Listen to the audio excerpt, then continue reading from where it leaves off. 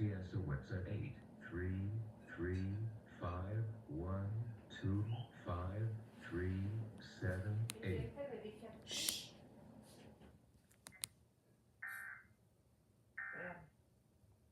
Of drones flying over their practices.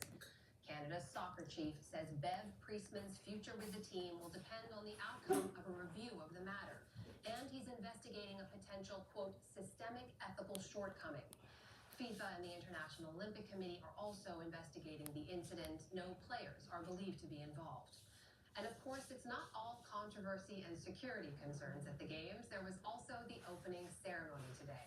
It was part floating parade, part visual spectacular, and oh, so French. More than 6,000 athletes floated down a 3.7-mile stretch of the Seine, but that was only part of the show. There were dancers and acrobats and musical performances with Lady Gaga leading the way and Celine Dion delivering an emotional performance to close out the night.